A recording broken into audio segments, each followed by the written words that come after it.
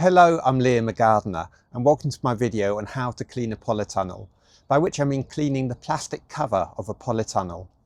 In the video, I cover how I've chosen to clean the polytunnel, including the challenges down here on the allotment with cleaning, the products I use, my equipment, and then the results.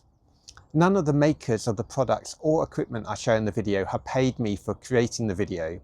These are just the ones I've chosen to purchase for myself. My polytunnel is pretty dirty, as I use my polytunnel to grow tomatoes, and the leaves of tomato plants rub against the plastic, leaving their tomato tar on it. Also, algae and dirt build up over time, and the outside of the polytunnel gets dirty too. The polytunnel really needs a good clean, and it's early March now, and it's a great time to do it. The polytunnel is empty, and the sun is shining.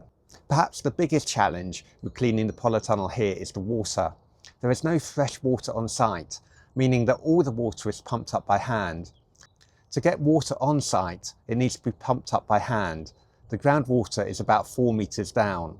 What this means is that I don't want to spray the water. I've got this sprayer, which is battery powered, so I could spray, but if I did spray, there is a fair chance that I could breathe in germs or get water splashed in my eyes or enter through cuts on my hands, and I just don't want to take the risk. I've watched the video back and I want to explain a little more about the water issue. I've used the pumped groundwater for years for watering everything down on the plot, including my container grown tomatoes in the polytunnel. In many ways it's great, as it's untreated water, effectively an unlimited supply of rainwater. But when I spray with a pressure washer, the force of the water means that there is a lot of splashback, creating a mist of water, and I get absolutely drenched in water and I breathe in the spray too. As I don't know exactly what's in the water, I want to reduce any risk to myself by not spraying. A second point is that to spray the water, I'll need quite a lot of it. This will take time and effort to pump, so if I can find another way of cleaning the polytunnel, this will save me time and effort. For safety equipment, I'm going to wear waterproof gloves and these glasses just for extra precaution.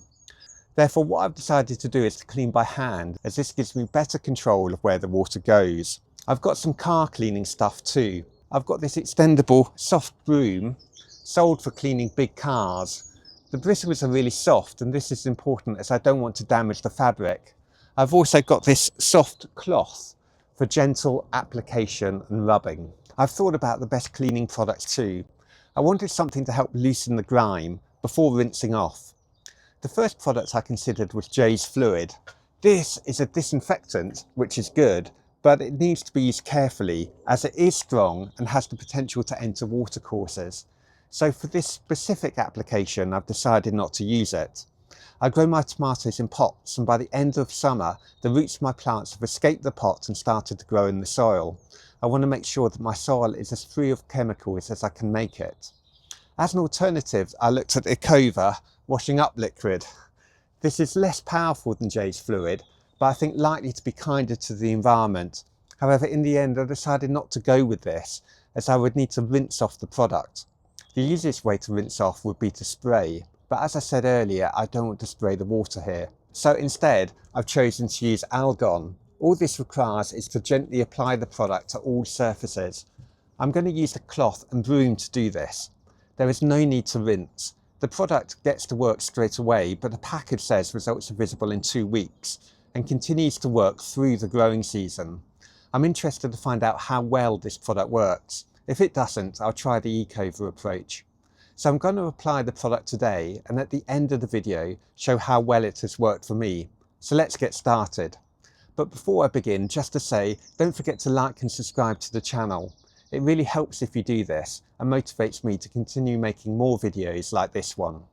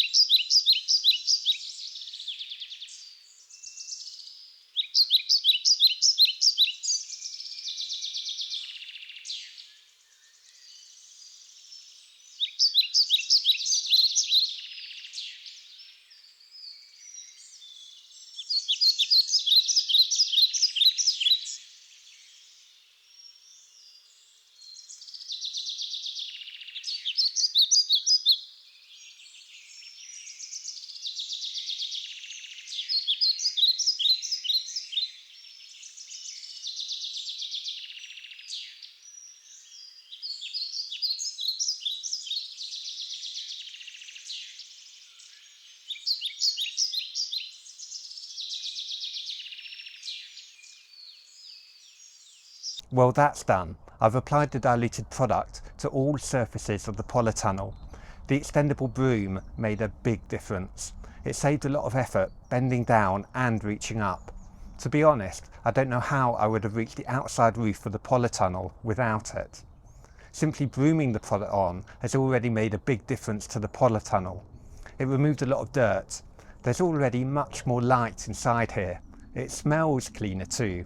A bit of a chemical smell, and having good ventilation I think is important, as it can get a bit much. But now it's a case of waiting to see how much more the polytunnel improves as the product starts to work. It's now 2 weeks later after I've cleaned the polytunnel, and I'm heading down the allotment today to take a look to see if the product has continued working and to see how clean the plastic looks. Let's take a look at the outside of the polytunnel. That's looking pretty clean from this distance. Let's take a look down the side.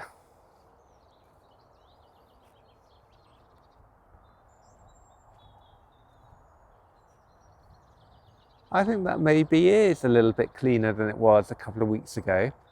I don't know if this is coming out well on the camera, but it's now possible to see through the cover and the plants that are germinating inside.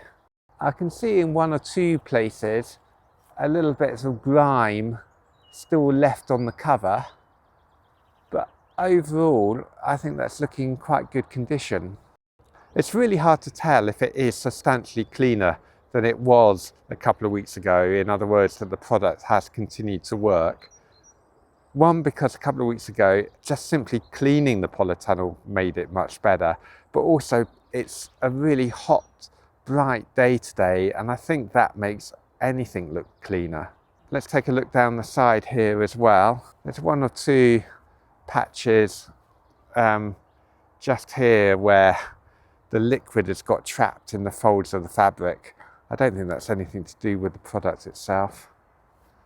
And let's take a look at the reverse side here.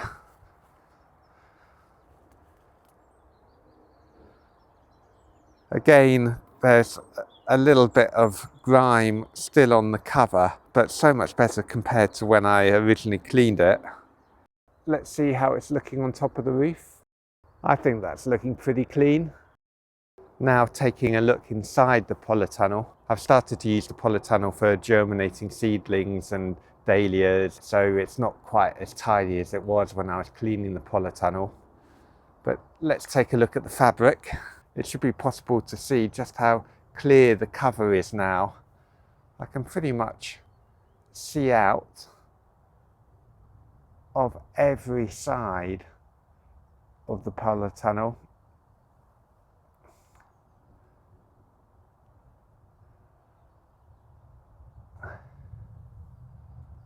Let me just point up to the top of the polytunnel.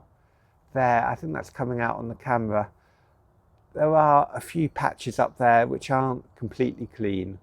So the product may be working, but it was just so dirty before. But it's not completely clean, but much, much better.